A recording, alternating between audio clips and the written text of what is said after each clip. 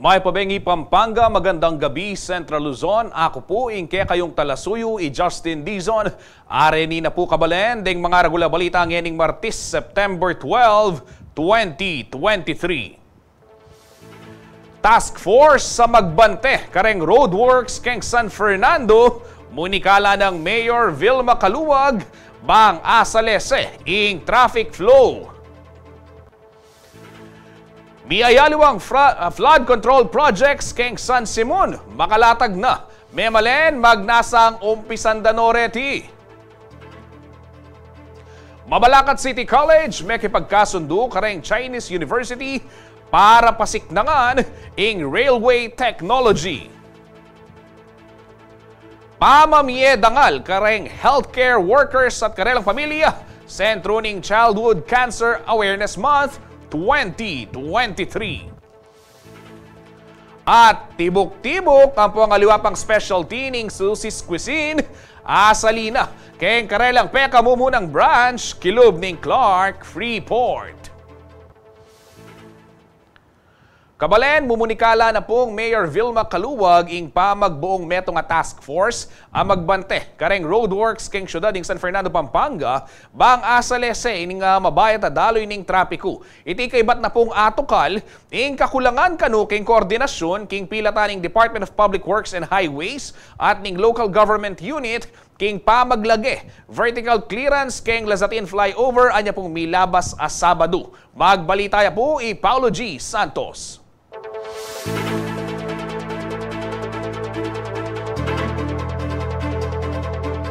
Hanggang pakisabing mayak, makisabi ko po kaya kayo. May gitna ko pong pabanwang makisabi kaya kayo. Kareta pong stoplights kamo.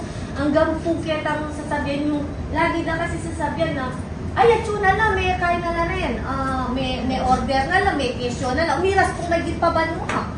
May po, yan siguro pong may around the world, ya po itang kaya katamong kayo, siguro pong miras na by this time. Ano natin, baladalan tao, namin gagawa na ng LGU. Iting sa ising ng City of San Fernando Mayor Vilma Caluag kareng tauhan na ning Department of Public Works and Highways o DPWH ining Lunes, September 11. Payaw siyang emergency meeting ikalubag kay bat ning mabayad at traffic adenasan daring motorista keng Jose Abad Santos Avenue keng San Fernando anyang Sabado, 9 ning Setyembre. Ingigit ng sangkan, mika masaleseng coordination keng pelitan ning local government unit at ning Department of Public Works and Highways keng pa mag-install keng vertical clearance keng Lazatin flyover. Depensa na ning DPWH, aliwa ila mismo ing mga bit nunereng kontraktor akarelan ke sabi. Problema po last Saturday kasi kami pong DPWH kami, supporting kami po. Yung naging problema po talaga, sobra yung pong may delay itang mga bit. Na emi naman po kasalanan, emi po ikit na makananoya po yung sabi na po kasi, di sabihin po 8 AM, di ba? Ita pong keng kabilang portion po kasi, yan po yung keng kabila, may alwala pong team. May alwala po kasi may panggakarin eh. Alwala pong portion ni Neka Panggakarin, alwala yung portion ni Neka Panggakarin. So ita pong metong keng, kita pong bandang Petron side, okay na yan po. Yung naging problema po, itang keni pong banda, keni pong kabila, 8 AM, sabi na po nitang foreman papunta na lang po on the way, miras siya pong gatpanapon, na po ba nang gawa, may pasarami po, makanyan, kanyapin po makanyan pong migulo, na di kami po as ka rin, susuporta kami po, just in case na atin pong may sirakin bumda, sopan nila po, so makanta po yung making Agpangkari City Public Order and Safety Coordinating Office si Posco Chief Louie Clemente at Focal Person Darius Hison, misdan laking sala-sala pong obra ning DPWH at taga ng megresulta iti king traffic gridlock nung alang masaleseng coordination king LGU. We are not at the mercy of the Tenggawa. Kailangan yung plano yung masalese. Nung wala akong yung darasan, Tenggata no pa kini, then schedule tayo ng ito, bakit natsunungan tayo Tenggata. At saka itabo, maging tabo responsible. Kasi kaya katapos niya task ina eh. Tapunga mo nun yung kasi sabihin yung kontraktor, di kayo nga pasabi na rin kontraktor. Kanya dapat di kayo eh. Ing resolusyon ng Mayor Caluag, Mika Task Force ang magbante kareng road construction, lalo na kareng suking major highways. Magobrakengan po kayo ng tindamulag, po proteksyonan da kayungan. Pero, syempre po, in po makanini, emiya po talaga kasalanan. Pero kaya kami yung ipaparsala. Anong kasakit? Tang ipaparsala ya po kaya kaming emi kontrolado. Repong stoplight sa ren, kalwat ko no pong sasabyan karela. Ang gamang pungin yala. Sabi da,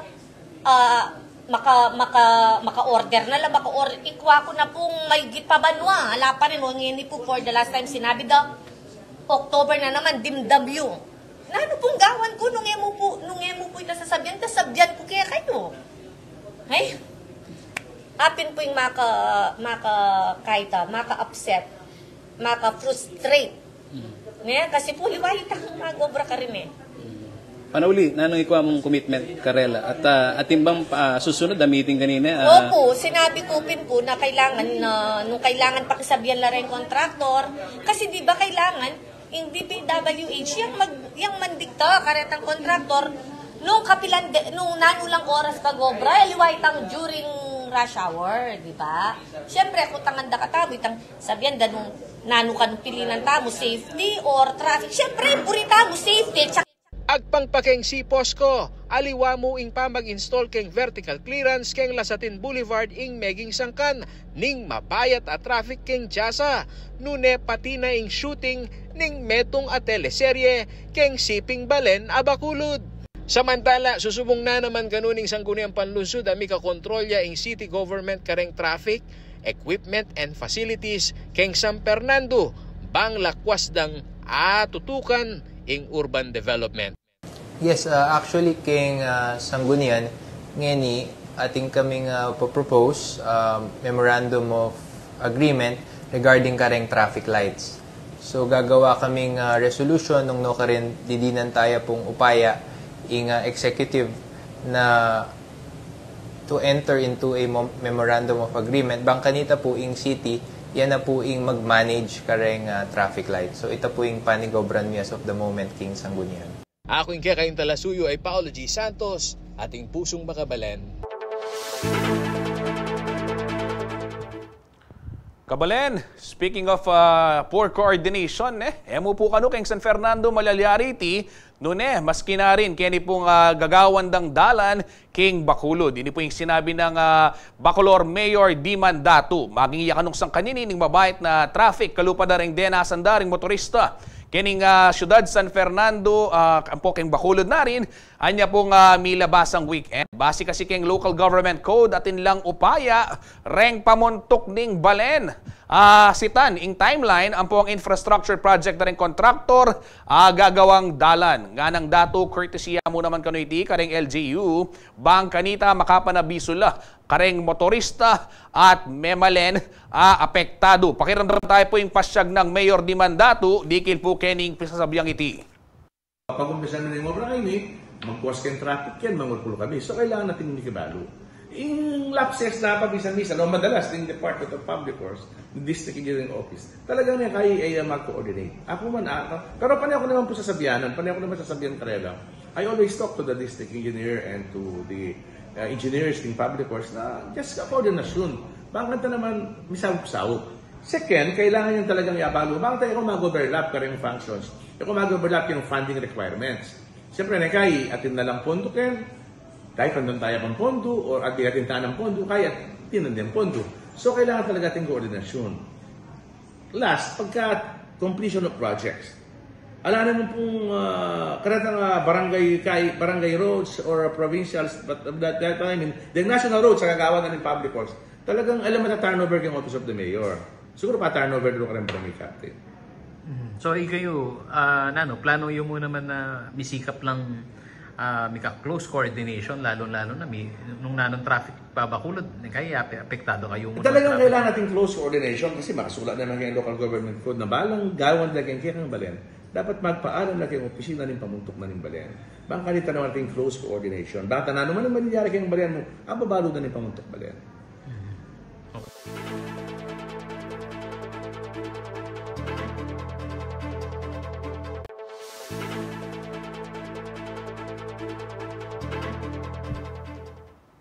Hindi po kabalen, pisasabihang dalan pa mo rin ang pong heavy traffic sa Sainsing Depo ding motorista. Ing sirasirang portion ng MacArthur Highway o ini pong Manila North Road keng Barangay Dolores, City of San Fernando, Pampanga. Sang kanya kanuiti king heavy traffic, uling bagya-bagya lang milalabas ding sakin.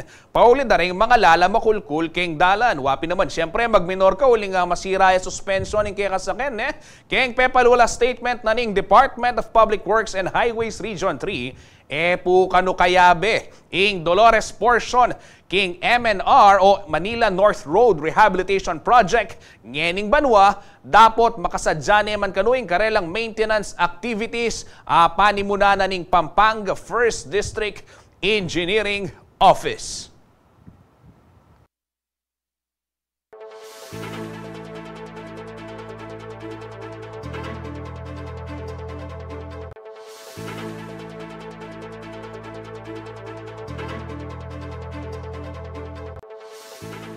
Kabalen, ako po umama ko magbalik ya ing balen at balita.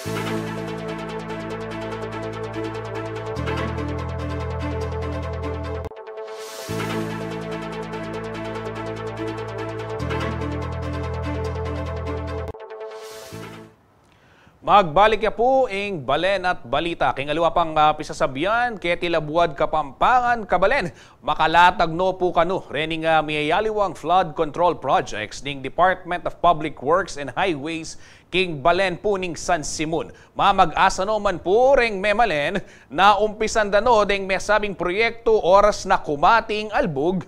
Bangkanita, enami pasaybaywan ing karela pong Kalbaryo. Ay po yung report ng Paulo G. Santos.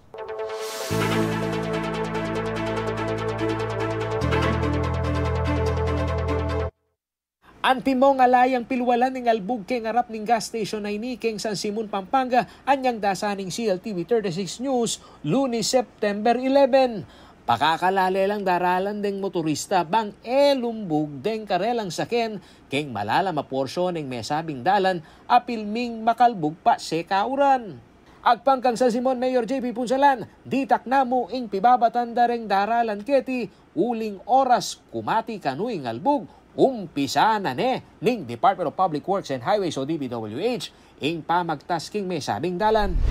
Yung pong CDCP Caltex Road ay gagawin na po. No? Actually, nagsukat na. Ang budget po niya is 20 million. Itataas po yung mula dun sa MacArthur Road, paakyat po ng NLEX. So yun po ay nabigyan na po ng budget. So iniintay lang po sigurong matuyo yung tubig dahil may tubig pa rin hanggang ngayon. No? So, yun po ay gagawin na. Isabi na nemo rin ganun ng DPWH ang po ng NLEX Corporation ing dredging kareng Sapaking Santa Monica, asasa puking Danum, Manibat Abacan River at aliwapang upper stream ning Pampanga. Pagsadya na mo rin ganun ing pamagtasking Tulaok Bridge, iti bang dinandalan ing rehabilitation ing NLEX portion, alimbog anyang milabasa nga bagat, ameging sangkan ning albog. Pangalawa po, nagpadala na po ng mga equipment dito sa atin.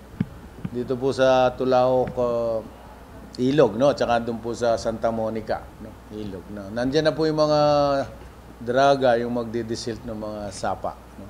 So mag-uumpisa na po sila. And then, to follow po yung NLEX sa Tulaok Bridge. No? So nag-testing na po ng soil testing doon sa magkabilang panig. Bukod kareng may sabing proyekto ning DPWH, manyawad yan naman kanong coordination keng National Irrigation Administration ing Technical Working Group ning San Simon LGU, bang di ng solusyon ing albog. Metong kasi kanu kareng maging sangkana naman ning albog keng balen ing pamag-overflow ning Arnedo Dike. Hindi lang po yun ang problema. No? Sa kasalukuyan po, may inaayos kaming drainage, yung galing po ng Manabak. Yung galing tubig dito, pag tumas po yung ilog, yung pong sa control, no, yung Arnedo Dike, meron pong butas doon na kailangan namin matakpan. Kaya kino-coordinate namin siya niyan, dami na naming sulat, di kami pinapansin. So siguro umingi ako ng meeting sa kanila.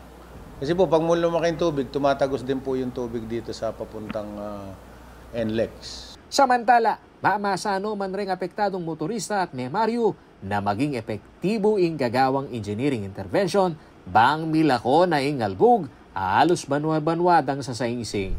Opo, maragulya pong bagay itong magawaya po. Salamat kayo po kahit nung matupad man itang sasabihan ng aita. Along masanting sir, nung lumbog. Kaya lumbog yan pa si Bayo. Ala na naman. Pila na pong beses, yung albog na talagang kay midalan kayo ni. Lalo na po kami, mag-tricycle kami. Reng mga garal, makakalunos lang po. Poretang talagang alang sakyan na mga dagul. Yung po rin, tricycle na rin, nila po midalang kin, pang maragulya talaga. Yan nung pong hindi na niyang pagkakataw, ni kakatamong kay pagawain maragulya pong bagay para kaya kami. Ala pang eksaktong pesa, nung kapilan la pagumpisan den construction projects ame banggit. Mamiyan naman ganong kapabaluan agad ng San Simon LGU, dikil ka ring alternate route, oras magumpisa la ring proyekto. Ako yung kayong talasuyo ay Paulo G. Santos, ating pusong makabalen. Kaya ngaliwa pong balita, kabalen adwala pong saken, deng sinukuda keng Police Highway Patrol Team o PHPT ning Tarlac. Kaya rita po nga balo, daring megsanglan, na kaya bela po rin iketang ausandang o kaya dito pong pipagsanglan na kaya bela po rin iketang ausandang rent sangla pasalo scheme. Agpang po keng Provincial Highway Patrol Team Leader ay Police Major Michael Villar sa kote dala dening suspect king meto nga follow-up operation kaya ridang manyad additional na pera kareng complainant. Mayroon la po ring suspect king kasong violation king PD 1612 o itapong ausandang anti-fencing law at falsification of documents.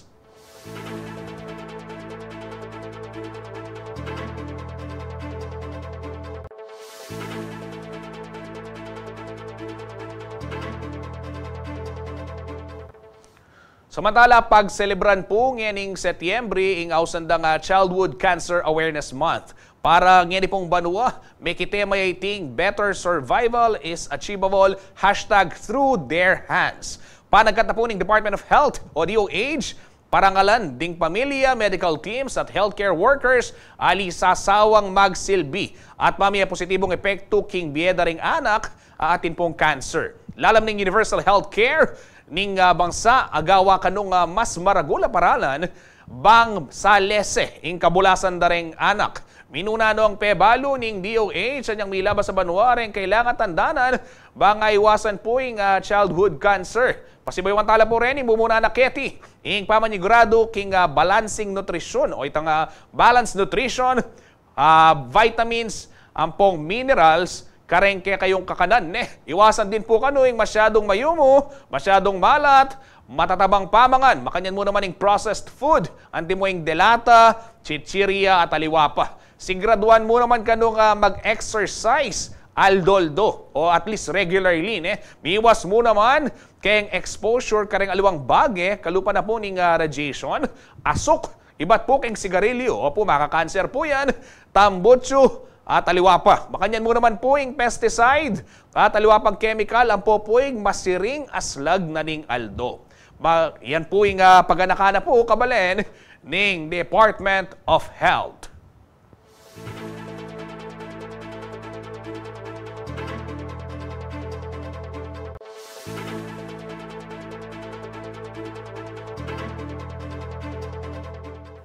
Kabalen, ako po mama ko magbalik ya ing balen at balita.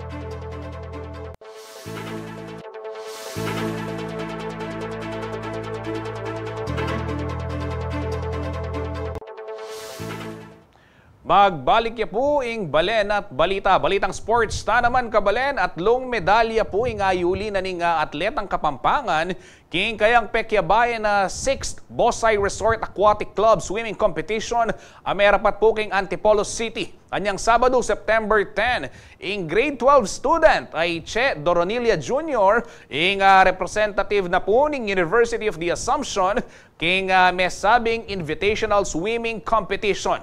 Menyang beauty pong silver medal king 50-meter breaststroke, backstroke at butterfly stroke for 15 to 17 age group category in Class A Division i Doronilia. Diti pa mong milabas sa Agosto, may atong yan man po i-check kareng athletes ng Central Luzon, linaba naman, king palarong pambansa. Pakiramdaman tayo po. Yung mom ko pag gusto niya po talaga for survival po, in-enroll po ako nung 5 years old po. Tapos, nagustuhan ko na po talaga nung pagkatalon ko pa lang po sa tubig, bigla ko po talaga nagustuhan. Tapos, nung mga 8 years old na po ako, nag-start na rin po ako ng competitive swimming. Tapos, naghanap na rin po kami ng swim club or swim team. Tapos, yung naghanap rin po kami ng competitive na coach po. Paano pinaghahandaan yung kapag alam mong meron kang competition na sasalihan? Yun po, aside po sa training, syempre po, kailangan po alagaan po yung sarili. Tapos, kumain po ng tama, matulog po ng maayos. Tapos po, nagko-conditioning training po ako, nagbaboxing po ako. Yun po yung conditioning ko po for swimming po. May nire-require pa ba siyang ibang character o ugali o practices ang pagiging atleta, lalo na kung gusto mong maging isang swimmer? Yun lang po talaga. Maging humble po, tapos discipline lang po talaga, tapos lagi pong makinig sa trainer niyo po or yung coach po ninyo. Ganun lang po. Discipline lang po talaga.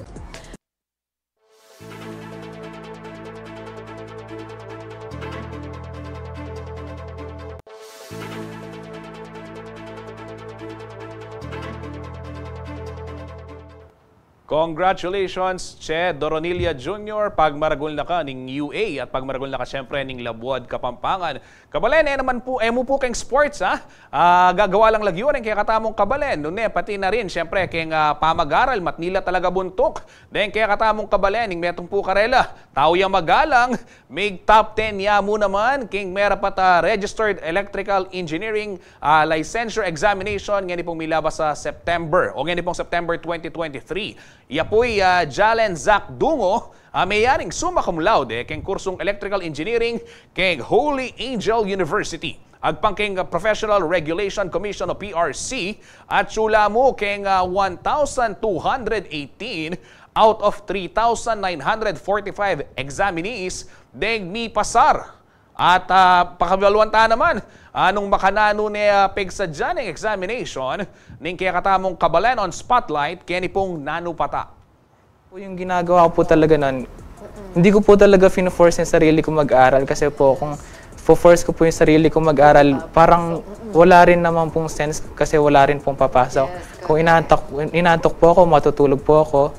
Tapos po, importante rin po pala na huwag umasa masyado sa review center. Kailangan rin po mag-self-study kasi po hindi naman po lahat ng material sa review center is nabibigay. And importante rin po na mag-explore pa ng ibang mga resources or materials, lalo na sa internet kasi po sobrang dami pong mga resources sa internet na pwede nyo pong magamit na mga possible lumabas sa board exam. Kasi po, maganda po na hindi i-limit yung sarili sa isang box para po mas lalo pong gumaling pa.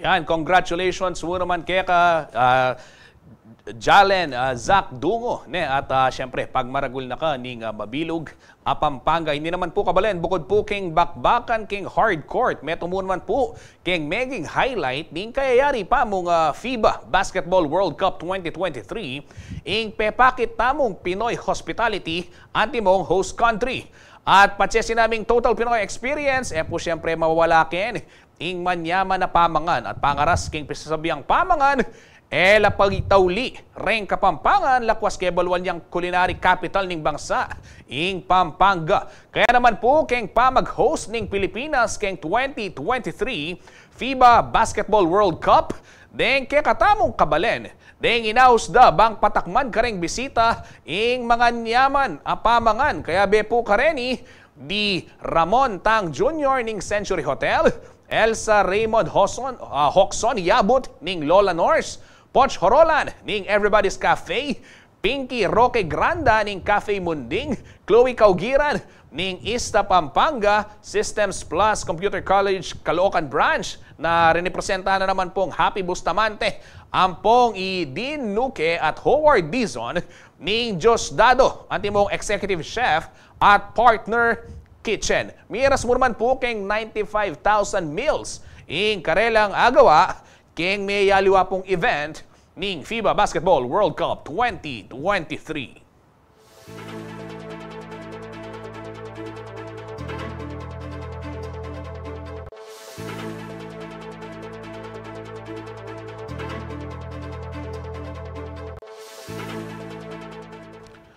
Dakal pang balitang Kapampangan ning kaya katamong pisabihan king kaya kaming pamagbalik.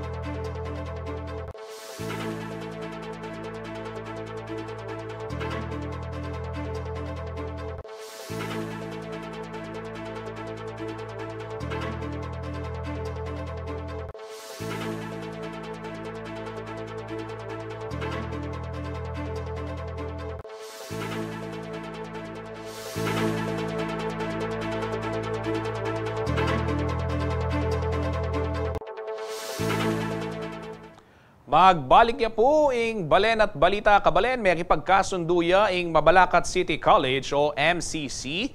Kini pong si Jiazhuang Institute of Railway Technology, king China, para king pamamaya railway maintenance and repair certificates. Agpangpong kang Mayor Chris Garbo, maragulyang sauping may sabing proyekto bang mabawas ing unemployment rate at medinan lang oportunidad king masaleseng obra den pong mabalakenyo. Makasawpya mo rin kano iti kay North-South Commuter Railway o NSCR project ning national government. Makasadya pong mag-operate keng banwang 2029. Kaya mo naman king karelang kasunduan ning pamag-attain king Luban Workshop Grants para kareng anggang Filipino students. Metong kareng comprehensive educational training king Chinese technology ing Luban Workshop. King kasalungsungan at inang 30 Luban Workshop kaneng mayaliwang bangsa.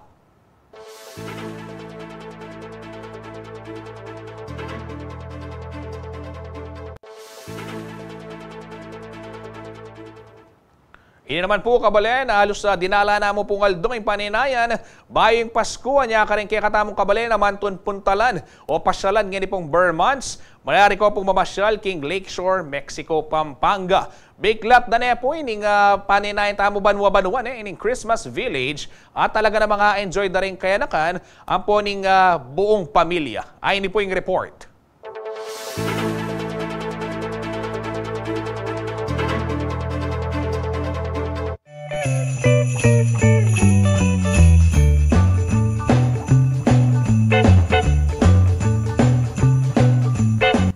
Umpisa na pa muning Vermonts, pero panamdaman na rin memalan kay di Pampanga yung espiritu ning Pasko. Bukod ka rin magtindang bibingka ang pong makukulang parul, may manalpot na lang naman rin miyayaliwang piaglo ng pong lugar ang malyaring pasyalan king Christmas capital ning bansa. Kalupa na namo ning Christmas Village abanwa-banwang may bubuklat king Lakeshore, bang mamietula ka rin kayanakan ang pong young at heart. Sa tanang pagpasaya na naman ka rin pamilya, ka rin mamasyal kining Katang Christmas Park.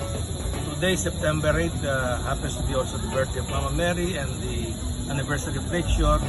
So, tinawag niya naman na maging opening na ng Christmas Park kamo. Bukod ka rin atraksyon at dati rin ng akakit ng Mama Shal, dakala naman kanudigdag bang mas masatingyan nito ang Christmas Park. Pagyawangan ni Maricar, this year, intim na Candelan. So, dakal pa ba yung akit na naman Kenny? Of course, nandiyan pa rin yung ating rides, marching band, mga higantes on stilts, no? Datang dati tamo mag-mime o pang tintang live band every weekends, and also the food park. About 50 foods ang itinda ngayon. Worry no more mo naman kanuuling makasadya nala naman king pamanayos kayang agos ning trapiko, bang aiwasan ning aberya kareng bisang munta at makipagbanding kareng kapamilya ang pong kaluguran. Then tayo, 2 years, we had 2 years prior to this, so medyo nakabisado na rin natin yung pag-handle ng traffic. We are working po together with the LGU of Mexico. So marami po tayong mga representatives from the barangay and the police. So nahahandle, last year was a good example at kahit meron tayong mga peak days na handle natin yung traffic and yung parking natin can accommodate more than 2,000-3,000 cars.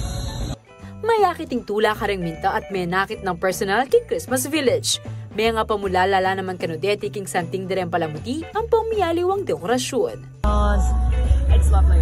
I've seen the lights in San Fernando around Christmas time before because I've lived here for a few years, and I really like the decorations here. I really want to see it after the sun goes down.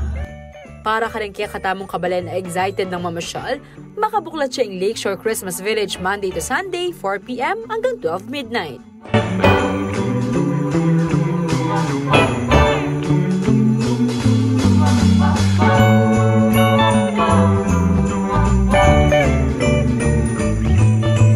Kayabe JM De Jesus, ako ingke kayong talasuyo, Liana Canilaw, ating pusong makabalin.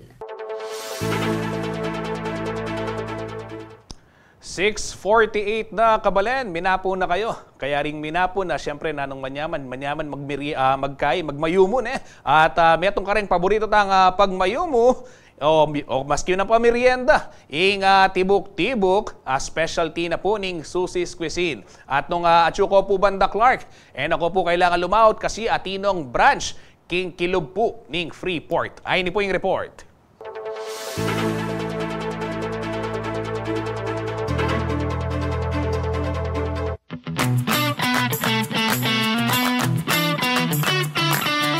Bahagi na ng bawat handaan ng mga Kapampangan ang masasarap na rice delicacies mula sa Susie's Cuisine. Sino ba naman ang hindi pa natitikman ng kanilang pinagmamalaking creamy tibok-tibok?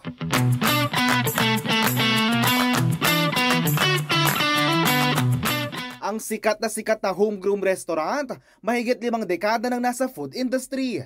Taong 1972 pa kasi nang simula ni Anisha Aison o mas kilala bilang Apong Aning ang pagluluto at pagtitinda ng mga kakanin. Si Apong Aning ay dentist by profession. So mahilig lang po talaga siya magluto.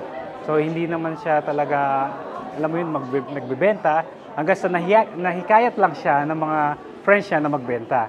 So ayun, nag-start siya sa Nepo hanggang sa, ayun, nagtuloy-tuloy na, nakilala na po siya. Kasi nung araw, di ba, may PX, yung mga foreigners pupunta, di ba, sa Nepo. So hanggang doon, nagtuloy-tuloy na po siya. Sa sarap ng mga pagkain sa Susie's Cuisine ay hindi katakataka na lumago at dumami pa mga branch ito sa Pampanga at sa buong Central Luzon. Umabot na rin ito sa Metro Manila. Taong 2018, nang buksan ng Tomas Morato branch at 2022 naman, binuksan ng Las Piñas branch. Bukod sa hindi tinipid na ingredients at metikulosong proseso ng pagluluto, may isang sekreto para ang Susie's Cuisine sa pagpapasarap na kanilang inahain sa mga customers. Siguro po, in everything we do kasi, lalo na sa pagluluto, laging may kasamang pagmamahal. Lahat po ng ginagawa naming mga kakanin ay by hand. So, talaga pong pinagbubuhusan po ng dugot pawis kada halo. Martes, September 12 ay binuksan na rin ang ika-24 na branch ng Susie's Cuisine. Ito rin ang first ever branch ng The Best Kapampangan Resto sa loob na nasabing Freeport Zone. Meron po kami dito ang aming famous tibok-tibok, ang aming pansit luglog na actually favorite po ng halos na mga Kapampangan. At meron po kami mga bibingka at itong tamales na nandito. At marami pa pong iba, hindi lang po puro kakanin ha. Marami pa pong iba na tsak na magugustuhan nyo. Present sa opening day ang mga loyal customers kasama ng celebrity host na si Mariel Rodriguez Padilla na sinabing hinahanap-hanap niya ang specialty ng Susie's Cuisine. Napakasarap, kahit kakanin, pansit man yan, pastries man yan. Everything here, pag pumasok ka dito, hindi pwedeng wala kang bibilhin. Kasi talagang ang pagkaluto nito, talaga superb, yummy. So lahat ng mga adjectives na magaganda na masarap to identify yung food dito. Bukas ang Susie's Cuisine sa RDC Building Lot 23-1, Jacinto Street, Clark Freeport Zone araw-araw mula alas 7 ng umaga hanggang alas 6 ng gabi. Abangan din daw ang susunod na branch na bubuksan naman sa isang airport.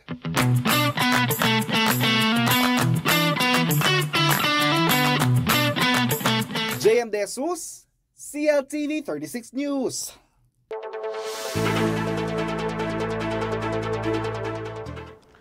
Kabalen, keng oras pong iti, makibalita ta naman, dikil po keng maging tayaning panahon, weather, lagyaning panahon. Manibat po kang Sir Manny Esguera, ang Chief Weather Forecaster ning Pag-asa Clark. May pabengi, magandang gabi po, Mang Manny. Kumusta ho ang pagbabantay natin ngayon dyan sa Pag-asa Clark? Yes, magandang gabi rin sa ating mga tagapanood. Magandang gabi sa iyo, Das Justin. Ang low pressure area po na binabantayan ng Pag-asa ay namataan na po sa layong 705 kilometers dyan sa may silangan, hilagang silangan ng Basco, Batanes. At samantala po, southwest monsoon naman po nakaka-apekto, lalong-lalo na dito sa may western section ng Southern Luzon, Visayas at Mindanao.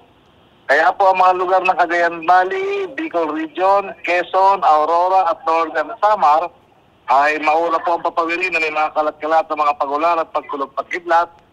Dulot po ito ng trough or extension ng LPA. Ang Metro Manila naman po, may Maropa, Western Visayas, Zamboanga Peninsula, BARMN, Zambales, Bataan at natitirang bahagi ng Calabarzon. Maulap po ang papawiri na may mga kalat-kalat na mga pagulan at pagkulog-pagkidlat. Dulot naman po ito ng habagat.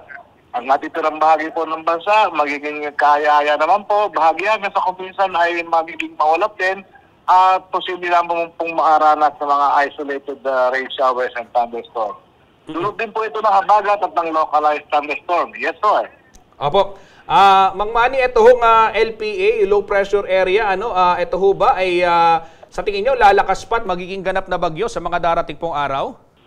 Well, sabi po ng ating forecasting center, yung possibility na maging bagyo ito ay hindi natin inaalis. Pero sa ngayon po, medyo maliit na po yung tsansa. Since na nasa karagatan siya, so yun nga po, yung tsansa ay nandun pa rin. Opo. Oo. Mang Manny, kanina ho kasing bandang alauna ng tanghali, partikular ho dito sa may lungsod ng San Fernando, ay grabe ho yung buhos ng ulan at may mga ilang kalsada pa nga ho yung binaha dahil na rin dito nga sa biglang bagsak ho ng ulan. Ito ho bang ganitong klaseng pagbugso ng ulan, mararanasan ho natin sa buong buwan ho ba ng September o hanggang sa mga darating pang buwan? Yes po, asahan pa po natin yan. Nagdulot pa po yan ng mga localized thunderstorms. So asahan pa po natin yung mga pag-uulan ganyan na malalakas. Pero sandali lang naman po. Yung nga naman po, nagdudulot po ito ng mga flash flood at saka doon po sa mga bulubunduking lugar ay posible rin po ang mga landslide. So pinag-iingat na po natin mga kababayan, magdala pa rin po ng gamit panangga sa ulan.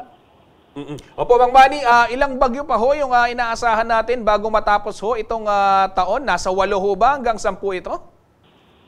Okay, nakaka-siyam na po tayo. Panghuli po si Ining. Although si Ining ay hindi naman tayo masyadong inapektuhan.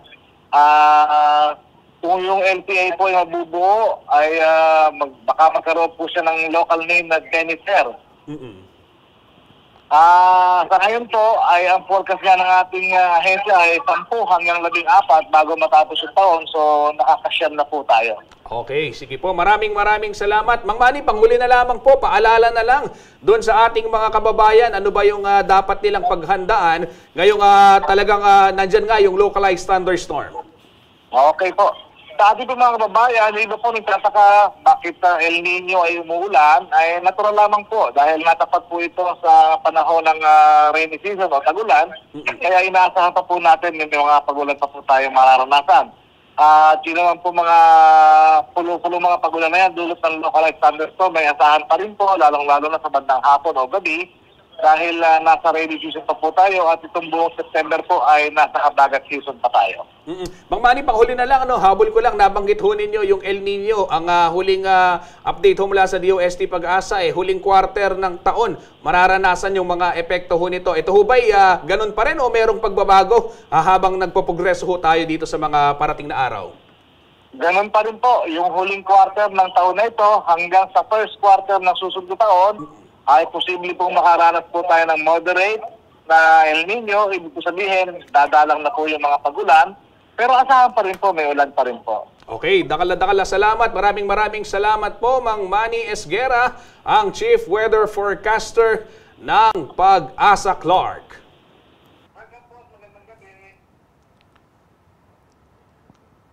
Mga kabalan, bago tayo magtapos, silipin muna ho natin yung ilang mga power interruption o reta pong mapilang power interruption Ketiking Pampanga, karen pong daratang Eldo.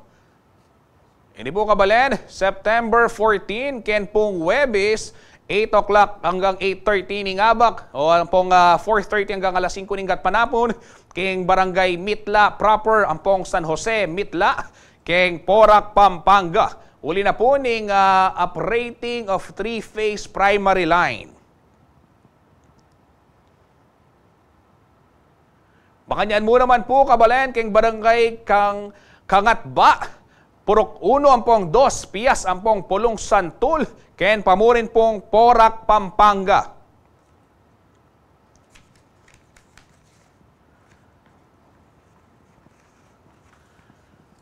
Brown out mo rin po kayong Webis, karing may sabing oras kayong papilang portion po ning Babosakan, ang pong Sepo Bulaon, king Porac, Pampanga. Kabalen, alas 8 naman ning abak hanggang alas 5 ning gatpanapon. Yan, pati nga po niya po ing brown out. Keng Barangay Bekuran, Santa Rita, Pampanga. Ken pong Huwebes, September 14.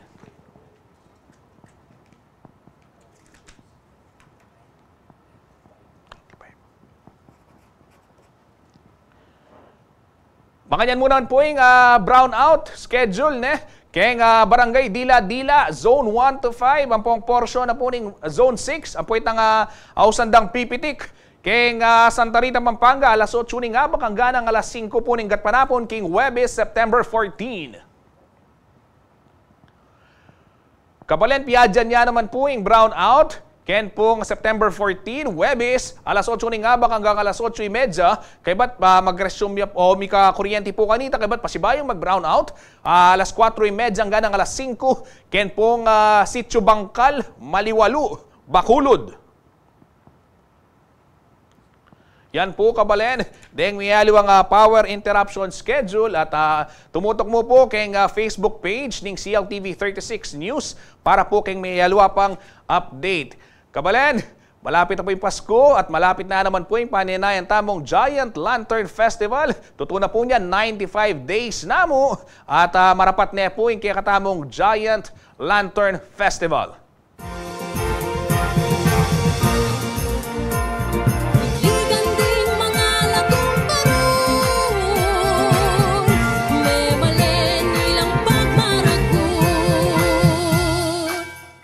Apin po rin, deng mga regular balitang kinalap ning kakatamong news team, king lagyo na po ning mabilog CLTV 36 News and Current Affairs. Ako po, kayong talasuyo, Justin Dizon, ating pusong makabalen.